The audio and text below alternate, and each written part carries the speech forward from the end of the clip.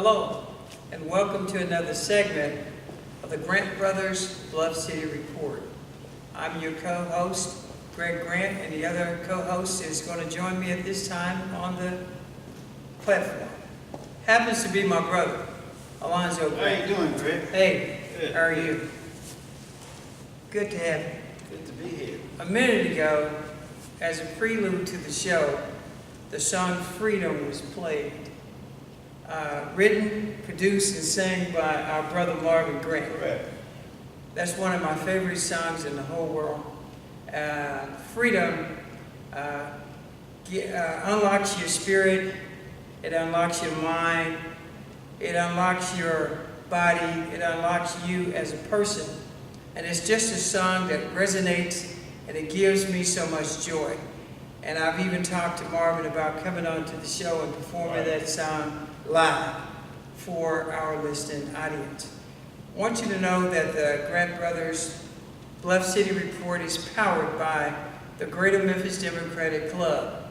And we're happy to be a part of Tamara's Production TV network. She's an outstanding person, somebody that we met, that we were awfully impressed with, and we're just proud to be a part of the production that she has put together. You may notice we have the figurines on the desktop today. Today is Cowboy Day. Is that right? Today is Cowboy Day, and we have the throwback Tony Dorsett and Emmett Smith. I see. And we have the globe with the jet on top, and that means that we're on the way to the World Championship. So All around the world. all around the world. Okay. That sounds like a Super Bowl ring. All I got to say is, how about them Cowboys? 11-1. 11-1. Doesn't get any better short of the Super Bowl.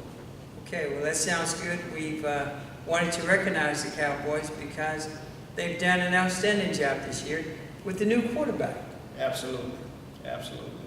And don't leave out the new running back. Okay. The quarterback made a difference, but we also have the league's leading rusher in Ezekiel Elliott. Okay. Okay. And what about the quarterback? What's his name? The quarterback is Dak Prescott Okay, good. from Mississippi State. It's conceivable Absolutely. that the Cowboys could win the Super Bowl. Correct. Would you say they've already locked up the division and ready to move forward? We've already, we're the first team to place in the playoffs. We're Okay. already in the playoffs, absolutely the first. And Wow. now we're playing for the Super Bowl to come through Dallas. Wow. Okay. And I know the Pittsburgh Steelers guys don't want to hear this, but Yeah. it's just fact. Okay. And one thing that bears mentioning, this is the best record the Cowboys have ever had since their existence in winning 10 games consecutively That is phenomenal in a row. in a row. And this is a freshman rookie quarterback. They didn't really expect to see much action out of him, but he's proven to be a diamond in the rough. Absolutely. So all you Cowboy fans and would-be Cowboy fans, we're going to encourage you to get on board and let's drive this train all the way to the Super Bowl and come back with the Super Bowl ring. Absolutely. With that said, you know, in our last production that we had, we talked about a number of things. One thing in particular, we talked about the number of homicides that were happening in Memphis. And as of today, we have 205 homicides. This is when people take your life. And the year is not over. And I'm pressing the issue to find out what's the problem, how can we fix some of the problems that are going on in Memphis and stop the killing. Well, I think that it all stems around finance. I mean, and that's notwithstanding that we should let lawbreakers go when they break the law. But people are doing these things for a reason. And in Memphis, powers that be seem to think that policing or more policing is the answer. More policing is really not the true answer. The true answer is to empower people with jobs and a way to earn money and get out of the economic rut that we feel ourselves in today in the Bluff City. I mean, when you look at the homicide rate and the killings, and most of this stuff is centered around one thing: money. You got two things that people usually kill each other over: a crime of passion and money. And you look at all of them as somebody owed me $25, somebody owed me $50. And you gotta know, if we're killing each other over $5 and $10, we got money problems. So if our city leaders would just stop and think the monies that they invest in policing, well, we can invest in homelessness and home shelters and things of that nature. I mean, but we just continually pour money down in the policing situation, and not to say that we shouldn't have police, but we got to find the answer to the problem, and I think that's part of the answer. And most of the people that are committing these crimes are repeat offenders. A lot of them are serial criminal type folks, and the only economic means to meeting their end is to commit a crime.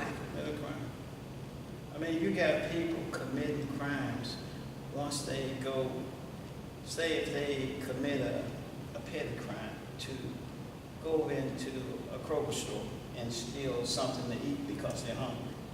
And then you get arrested.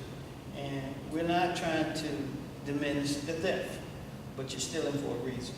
So you're stealing because you're hungry. So you get you something to eat, you get caught, then they take you to jail for stealing. Okay. So at that point, once you get released, now you got a case. So you didn't have any money to start with. So what do you got to do now to go and pay a lawyer and court costs and all that? You got to go steal some more because you didn't have money to start with.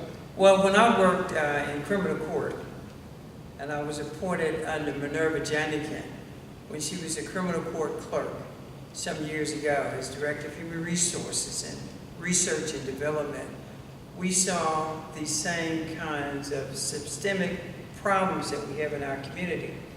And like you say, if you do a petty crime and it's a misdemeanor, you have a court date. And I saw and witnessed this with my own eyes every day in criminal court and 201 Poplar. The line would be wrapped around the building. And you'd come in there with a misdemeanor, and the prosecutor is sitting at the desk, and you don't have a lawyer. Correct. And they sit there and they talk to you and say that this crime that you just committed renders you 1129 in prison or in jail, or you can take a felony today and go home. 98% of the people that I saw and witnessed every single solitary day were opting to take the felony, walking out of 201 Poplar grinning and skinning, thinking they just beat the system. Correct. In fact, they beat themselves. Because that felony will follow you for the rest of your life. And so then when you begin to apply for jobs and you list that you have a felony, they have what they call file 13. They see the felony, they throw it straight in the garbage can. Then you have a situation where guys may meet a young lady, and next thing you know, you got a baby. Correct. Well, you can finish that for me. When you have a baby, you don't have a job, and then she goes to the Department of Human Services. She gets services for the baby, and at the same time, the clock is ticking at juvenile court. Correct. You tell me what happens. Okay. When you get that letter from juvenile court to tell you to come down and appear, and they will give you an amount of money to pay. You don't go. And the minute that you don't show up, you get a warrant issued for your arrest. Okay? And I was telling the fellow just the other day, when you get those summonses to go to court, especially the person that you're dealing with that had the baby, if they've gone down and got state benefits, then they're looking for you because they want you to pay what they pay. And we're not saying that you shouldn't take care of your kids, but the system is rigged in their favor. Okay, and we need to learn and know our rights. We need to know what we can do and what we can't do. I mean, when you go down for a summons to juvenile court, you need money in your pocket. You don't need to go down and talk about you're going to strike a deal and you're going to do this. And you need to be prepared to pay. It's not happening. And it's worse now than it was 20 years ago. Yeah, because they've got laws now. If you don't pay your juvenile court set amount of money, the first thing they're going to do is suspend your driver's license. They're going to suspend your hunting license, your teaching license, any kind of license you get from the state of Tennessee will be suspended. Now the police department has a book with 90,000 warrants in it, and now you've got suspended license and you're driving dirty. Correct. So they know 3 out of 5 cars that they stop, they're going to find somebody with suspended license, warrant for juvenile court, or warrant for not going to court to hear your case. So that is the beginning of all of this bad rap stuff that you're talking about, and you just really piling on, and then you get to a point where it seems like you won't ever get from under it. Correct. And it becomes a revolving door downtown at 201 Pop. And if you actually get caught in the system, you won't get away from it. It will take you a lifetime to get away. Not to say that you're trying to get away from your responsibilities, but if it's a systematic system that they've designed, it's designed in truth against us. I mean, since when does the power that be really care about us taking care of our kids? I mean, since when? Yeah. And not to say that we shouldn't take care of our kids. We should. But they don't care whether or not we really take care of our kids. They just want your money. That's right. Period. And in the coming weeks, we're going to invite lawyers on the show to talk to us about legal remedies. Even if you're caught up in a particular situation like that, there's a way out. But you've got to start working on your way out by working with lawyers who care about your success as a person in life. So we're going to have our legal representatives to come on to talk to us as to what can happen. And of course, you know, about 1.5 years ago, we participated in a program working with the state legislators to give convicted felons a chance. Second chance. A second chance. Whereas if you've got felonies on your record and they're nonviolent felonies, even small drug charges, you will be allowed to get your record expunged. So we'll have our lawyers on to talk about the expungement. Even the mayor had a program not too long ago that we participated in, and as a matter of fact, made financial contributions to raise, I think they were trying to raise $50,000 to pay the original $300 fee, I think that's all it cost, in order to get your record expunged. So we're going to be talking about expungement, and we're going to be seeing if we can help get some of these guys on the right track and get them off the street and get them in a position where crime is not being created and perpetrated upon innocent bystanders on a daily basis. In the name of money.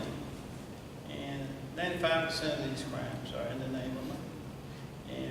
And as Greg was saying, this is going to be the way that we're going to be able to help our younger brothers.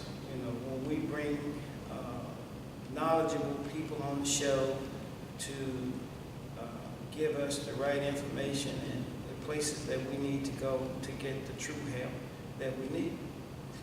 as we said in our last show, that our show is going to be about solutions. That's what we want this show to be about. We don't want to be sitting here talking about, oh, we got $1 million worth of problems and we don't have any answers. And that's where we want to go with this. And today, that's kind of what we have. People recognize we have a problem, but they're not providing any solutions as to how we can remedy these problems. Correct. In 2017, we're going to have a demand list, or an agenda, if you will, to say that we're going to be presenting to our representatives locally and on a state level what our community wants and needs. Correct. And obviously on the top of that list is going to be housing for the homeless. Absolutely. And the great passion that you have for that. I mean, I don't think it's a monumental accomplishment for us to get there. All we have to do is power in numbers. And if we petition the people that represent us, they don't represent themselves, they represent us. And if we get our agenda together and we put homelessness at the top of the list, I mean, because we were talking earlier today off camera, and homelessness is probably 45% of the problem. If you're homeless, you can't get a job. If you're homeless, you can't get real help because there's nowhere to send help to. You know, only way you get real help, somebody has to go find you on the streets. And then most people don't really want to receive the help. I mean, and that's not to say that you don't have people trying to scam the system, but you got good people out there that just need a little bit of help. And it's the city's responsibility, I believe, to help these people. Homeless people haven't always been outcast and at the bottom of the barrel. I mean, some of these people were once tax-paying citizens of the Bluff City, and we need to help. That fell on hard times. Which takes me to the question, why did you name this show the Bluff City Report? Well, I don't know if we touched on it last week or not, but back in the day, in the 60s and the late 50s, 60s, the early 70s, Memphis was referred to as the Bluff City, the city that sits on the bluff. We sit on the bluff of the Mississippi, high up, looking over Arkansas, and that's how we got our name, the Bluff City. We used to have the old cotton carnival, you remember? Sure. That would ride down the river, and everybody would stand on the bluff. And watching the parade of barges go by. On Totally decorated. Right, at the Bluff City. So that was part of the name. Memphis has always been a great city.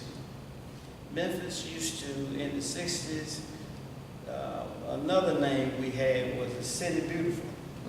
We used to win the City Beautiful Award year after year after year. You can go down to City Hall now and see the most beautiful city in America, not just in the South, but in America. Wow. So, I mean, we can get back to that. We can get back to that. And it's not that hard, but we got people in place. All it takes is numbers and a vote. And we got to petition our people. We got to flood the phones and say, this is what we want. This is what we want. Absolutely. And until we do that, we'll continue to get nothing. Well, we've already been taking recommendations. Right now, the city is doing a program called Memphis 3.0, where they're driving around to various communities talking about what we're talking about now, getting input from the citizens to say, what is it that the city really needs, and how can I be a part of it? We're going to do our own drive around, talking to people, bringing these things to the forefront, and present to our city council people what this city needs. what the citizens are saying that they need. The other thing on that list will be economic development for Black-owned businesses. Correct. I mean, I meet people all the time talking about how can they do business with the city of Memphis. You know, you're talking a 70% Black city, and we hardly get none of the financial assistance that go on in the city of Memphis. Correct. We have a lot of Black-owned businesses that need support. I'll give you one example. The county commissioners give themselves $100,000 a year each to give away to people in their districts, be they not-for-profits or small business owners or social organizations that are trying to make a difference. They have leverage, and they each have $100,000 to give to these entities. How many small businesses and or not-for-profit organizations, even churches, know about this?